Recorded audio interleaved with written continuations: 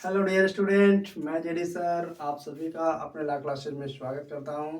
और आज मैं लेकर आया हूं आपके लिए VNSS 2023 का एक नया चैप्टर, जो है चैप्टर 2, जिसे सेक्शन 6 to 20 में कवर किया गया है।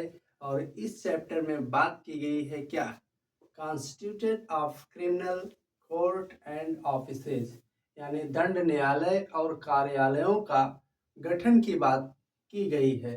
ठीक है, तो आज हम दो इम्पोर्टेंट सेक्शन डील करेंगे जो only pre point of view से इम्पोर्टेंट है। अभी मेंस में कहीं भी क्वेश्चन यहाँ से राइज नहीं हुआ है। ठीक है, तो हम प्री पॉइंट ऑफ व्यू से इसको देखेंगे। तो आइए देखते हैं सेक्शन 6 को। सेक्शन 6 जो है ये हमारा क्लासेस ऑफ क्रिमिनल कोड की बात करता है। क्या, क्लासेस ऑफ क्रिमिनल कोड। ठीक, यानी दंड न्यायालयों के वर्ग के बारे में बात करता है।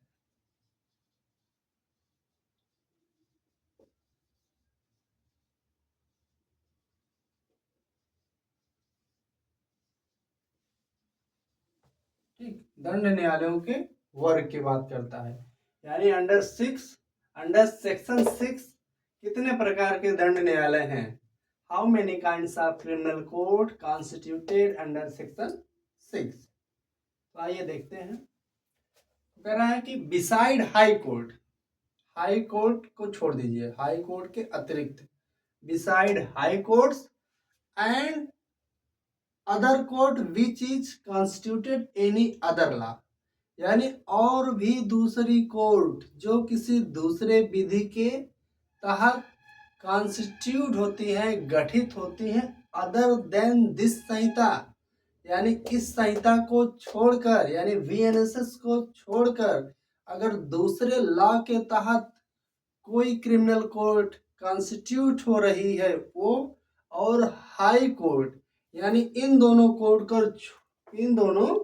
कोर्ट या न्यायालय को अगर छोड़ दिया जाए तो सेक्शन 6 के तहत total 4 kinds of criminal court constitute होती हैं। ठीक है, हाई कोर्ट और जो कोर्ट किसी अन्य विधि के तहत यानी दूसरे कानून के तहत यदि गठित होती हैं तो उन दोनों को छोड़ दिया जाए तो धारा 6 के तहत केवल 4 प्रकार के दंड न्यायालयों का गठन किया गया है। तो आइए देखते हैं वो 4 प्रकार के दंड न्यायालय कौन हैं। ठीक है, लिख दें। बिसाइड्स हाई कोर्ट, ठीक, यानी हाई कोर्ट को छोड़ दीजिए, एंड और अदर कोर्ट, दूसरी कोर्ट को भी हम छोड़ देंगे। ठीक है,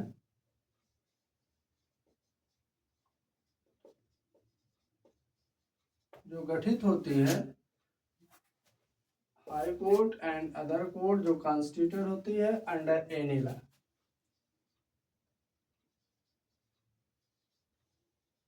अंडर एनी लॉ, यानी दूसरे विधि के तहत, या लॉ तो लिखे ही नहीं, अंडर एनी लॉ। ठीक है, किसी विधि के तहत, अदर देन दिस संहिता, यानी इस संहिता के अतिरिक्त। ठीक है,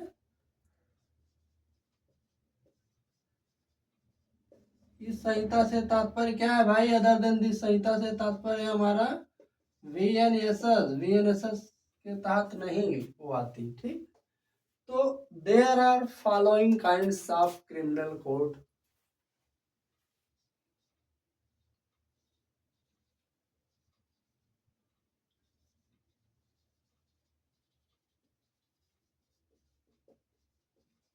following kinds of criminal code which is constituted under section 6। देख लेते हैं हम। पहला जो है हमारा कोर्ट ऑफ सेशन है, जो सबसे सुपीरियर कोर्ट है डिस्ट्रिक्ट लेवल पर। ठीक है, कोर्ट ऑफ सेशन। दूसरा हमारा कोर्ट है judicial magistrate first class, judicial magistrate first class, आप शॉर्ट में से जेएम फर्स्ट लिख सकते हैं, जेएम फर्स्ट क्लास। और तीसरा है judicial magistrate second class, judicial magistrate second class. ठीक है, आप इसे ऐसे भी लिख सकते हैं, जेएम सेकेंड क्लास, यहाँ भी क्लास। ठीक, तो 3 कोर्ट हो गई। और चौथा जो है इसमें किसकी है, एग्जीक्यूटिव मजिस्ट्रेट की कोर्ट है।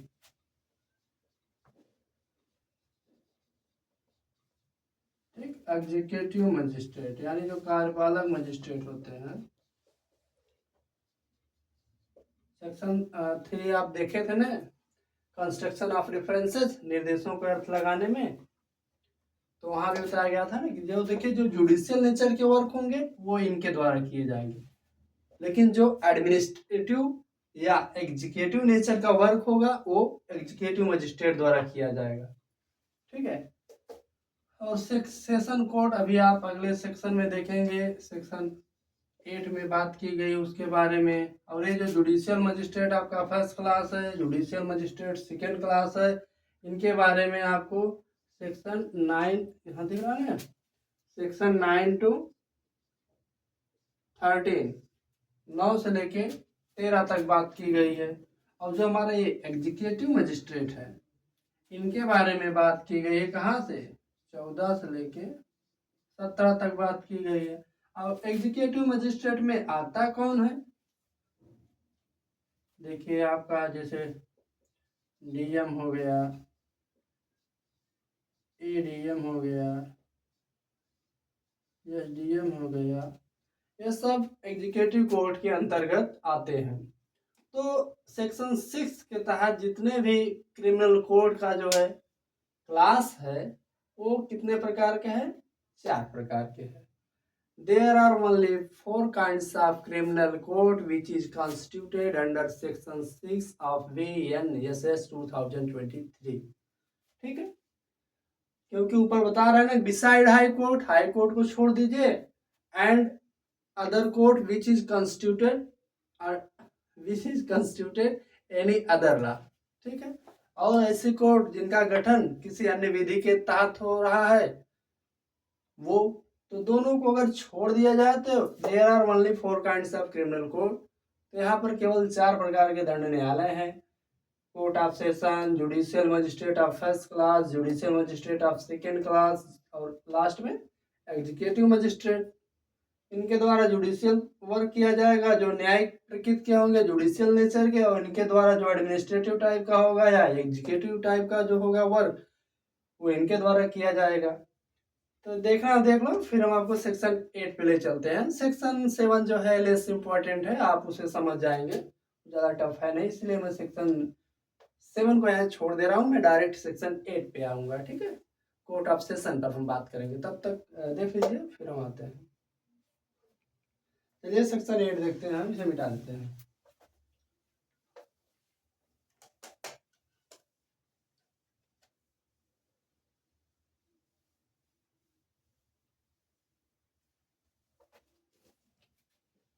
ठीक, सेक्शन 8 में क्या बात की गई है, कोर्ट ऑफ सेशन के बारे में बात की गई है। ठीक है, सेशन न्यायालय के बारे में बात की गई है। यानी सेक्शन 6 में आपने देखा कि 4 प्रकार के दंड न्यायालय का गठन होता है धारा 6 के तहत। तो उसमें जो सुपीरियर सबसे थी वो कोर्ट ऑफ सेशन थी। तो अब कोर्ट ऑफ सेशन के बारे में जो प्रावधान किया गया है, जो प्रोविजन दिया गया है, वो सेक्शन किस में दिया गया, 8 में दिया गया है। सेक्शन 8 में किसकी बात की गई है, कोर्ट ऑफ सेशन की बात की गई है।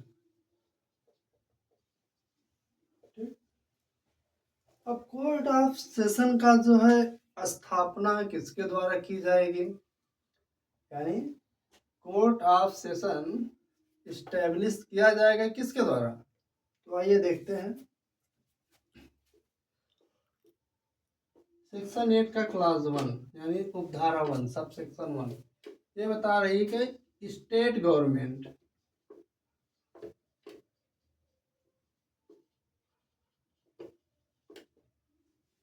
गवर्नमेंट शैल इस्टेब्लिश्ड, ठीक है। स्टेट गवर्नमेंट या आप शॉर्ट में देख लीजिएगा, स्टेट गवर्नमेंट क्या करती है? इस्टेब्लिश करती है कोर्ट ऑफ सेशन, ठीक है। State government establish a court of session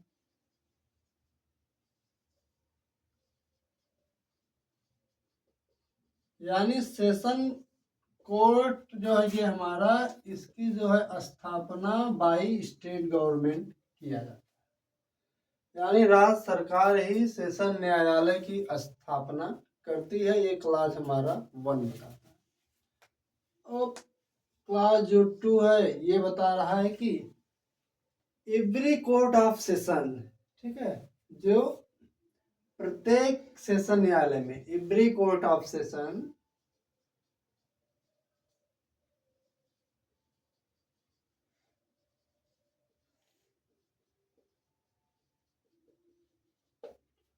तो इसमें क्या होगा? एक प्रिसाइडिंग ऑफिसर होगा, एक प्रिसाइडिंग जज होगा, यानी एक पीठासीन न्यायाधीश होगा। तो क्या every court of session shall be presiding जज, ठीक है। Every court of session shall be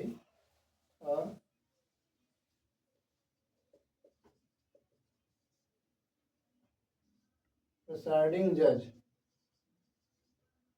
और ये जो प्रिसाइडिंग जज होगा हर सेशन डिवीजन में, इनकी अपॉइंटमेंट किसके द्वारा की जाएगी?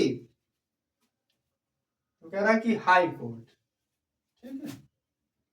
Every court of session shall be a presiding officer which is appointed by high court, ठीक है। हाई कोर्ट द्वारा उनका क्या है? नियुक्ति की जाएगी, ठीक।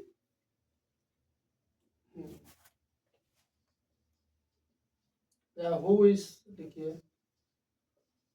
हु इज अपॉइंटेड बाय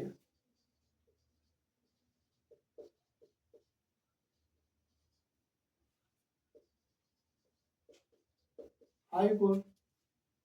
अब तीसरा क्लास धारा 8 का सब सेक्शन 3 बता रहा है कि हाई कोर्ट हमारी एडिशनल सेशन जज,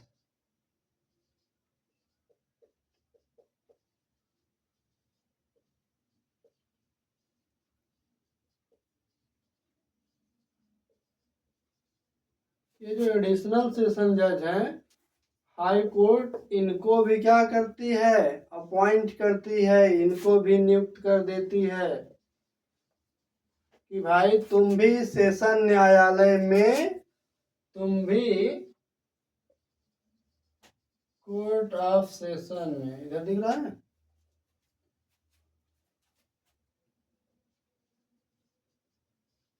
कोर्ट ऑफ सेशन में जाके एक्सरसाइज करो ज्यूरिडिक्शन, यानी कोर्ट ऑफ सेशन का जो क्षेत्राधिकार है उसमें जाके तुम भी अपनी शक्तियों का यूज करो, ठीक है। एक तरह से जो एडिशनल सेशन न्यायाधीश है ना, हाई कोर्ट इनको कोर्ट ऑफ सेशन के वर्क में हेल्प करने के लिए, असिस्ट करने के लिए अपॉइंट करती है। तो हमने कहा कि हाई कोर्ट क्या करती है? एडिशनल हाई कोर्ट में आल्सो अपॉइंट एडिशनल सेशन जज exercise jurisdiction in court of session, ठीक। अब चौथा क्लास हम देख लेते हैं। चौथा क्लास आपका बता रहा है कि अगर हाई कोर्ट एक, देखिए यहाँ पे लिख दे रहे हैं, शॉर्ट में लिख दे रहे हैं, आप समझ जाइएगा कि हाई कोर्ट एक कोर्ट, जिसे देखिए कोर्ट ऑफ सेशन को, यानी एक कोर्ट के सेशन न्यायाधीश को दूसरे कोर्ट का, जैसे मान लीजिए कि एक कोर्ट है, ये मान लीजिए एक कोर्ट है और यहीं बगल में दूसरी कोर्ट है, तो इस कोर्ट का जो सेशन न्यायाधीश होगा, हाई कोर्ट इनको इस दूसरी कोर्ट का एडिशनल सेशन जज अपॉइंट कर सकती है। ठीक, समझ में आया? हाई कोर्ट एक सेशन न्यायाधीश को दूसरे कोर्ट का एडिशनल सेशन न्यायाधीश, एडिशनल सेशन जज अपॉइंट कर सकती है, और ऐसी दशा में वो उस दूसरे कोर्ट में जो वर्क होगा वो करेंगे। ठीक, अब पांचवा क्लास देख लेते हैं। पांचवा क्लास इसकी क्या बात करता है? ठीक, पांचवा क्लास बात कर रहा है कि अगर कोर्ट ऑफ सेशन का जो है सीट या पोस्ट वैकेंट है, मान लीजिए कोर्ट ऑफ सेशन शॉर्ट में लिख दे रहे हैं, कोर्ट ऑफ सेशन, इनका जो पोस्ट क्या है, वैकेंट है, यानी इनका पद रिक्त है या खाली है, तो हाई कोर्ट, ठीक है, यहाँ हाई कोर्ट क्या कर सकती है, अगर सेशन कोर्ट ऑफ सेशन का पोस्ट वैकेंट है और उसके सामने कोई अर्जेंट एप्लीकेशन आ जा रहा है, कोई आवश्यक या जरूरी आवेदन किया जा रहा है, या कोई मामला पेंडिंग है, तो उन सब का जो है डिस्पोजल करने के लिए, उन सब का निपटारा करने के लिए हाई कोर्ट हमारा क्या कर सकती है, रूल बना सकती है भाई, कि जो एडिशनल सेशन जज हैं उस कोर्ट के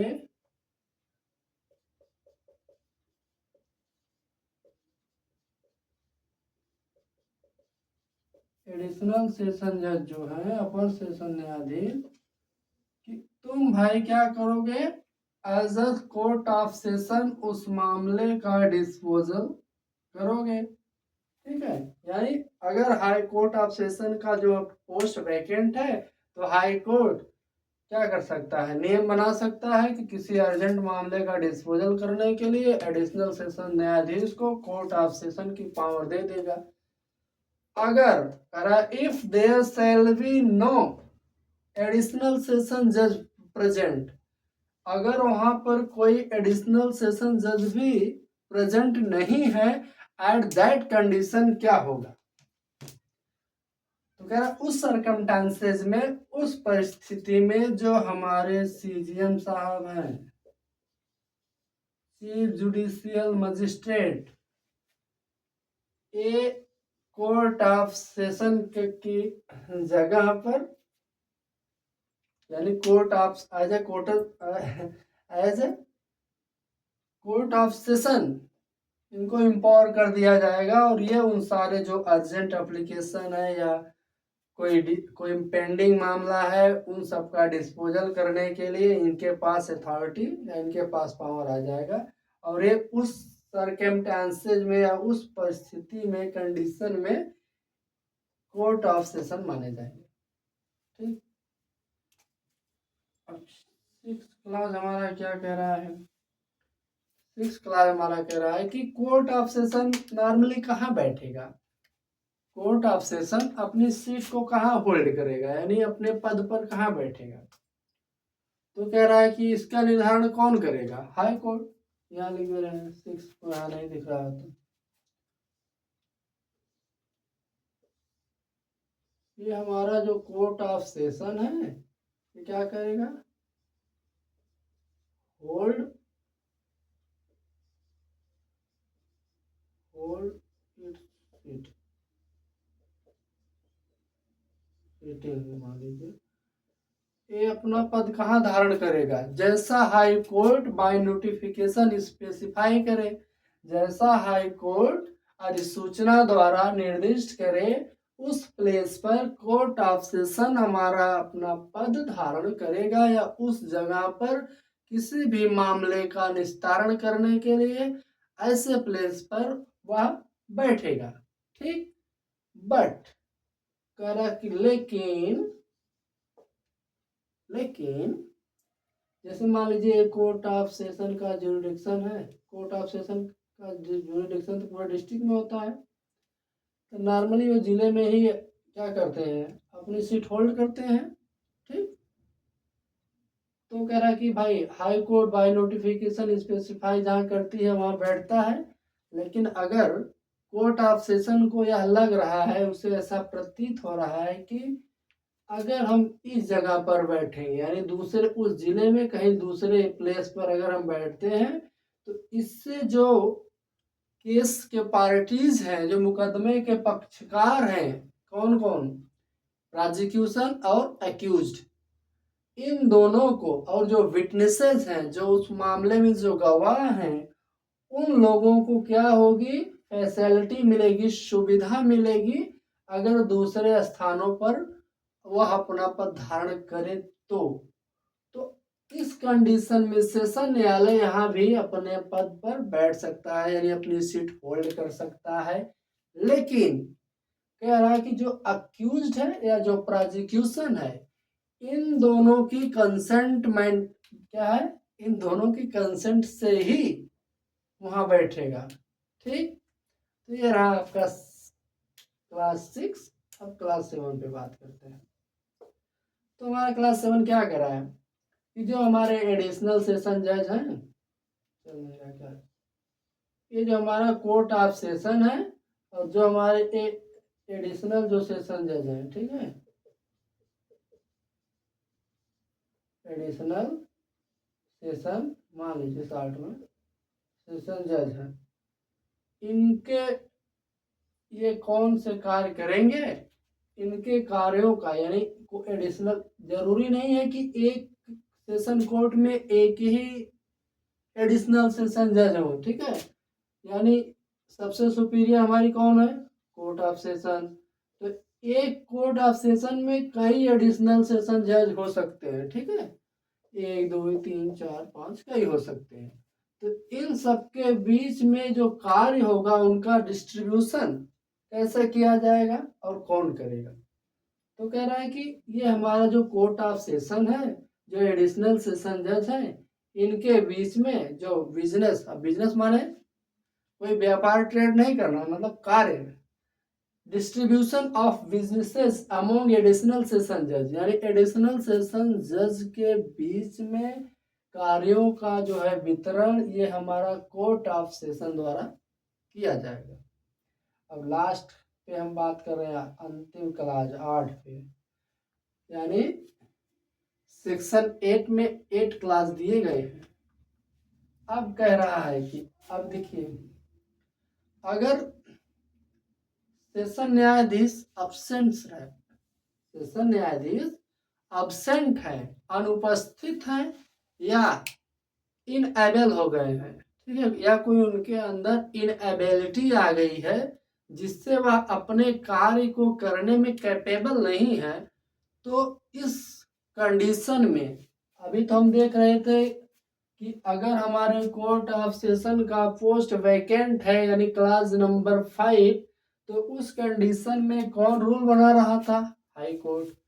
लेकिन कह रहा है कि अगर 8वां क्लास में बता रहा है कि अगर सेशन न्यायाधीश अब्सेंस है या उनका जो है उनके कोई इनएबिलिटी आ गई है, तो उस कंडीशन में सेशन कोर्ट खुद, ठीक है, session court itself made rule, session court खुद नियम बना सकती है कि हमारे उपस्थिति में किसी मामले का डिस्पोजल करने के लिए कौन लायबल होगा। ठीक, तो सेशन कोर्ट कहती है कि अगर किसी वजह से उसका पोस्ट एब्सेंट, किसी वजह से वो अपने पद से अनुपस्थित है या इनकेपेबल हो गया है, तो उस कंडीशन में जो एडिशनल सेशन जज होंगे, एडिशनल सेशन जज, इनके द्वारा मामले का डिस्पोजल किया जाएगा, या कोई पेंडिंग ट्रायल है, ठीक है, इंक्वायरी है, तो उनके द्वारा की जाएगी। लेकिन अगर एडिशनल सेशन जज भी नहीं है, तो एट दैट कंडीशन हमारा सीजीएम जो होंगे, इनके द्वारा उस अर्जेंट एप्लीकेशन का डिस्पोजल किया जाएगा। तो सेक्शन 8 आपका यही रहा। अब फिर हम आपको मिलेंगे अगले क्लास में, तब तक के लिए बाय बाय।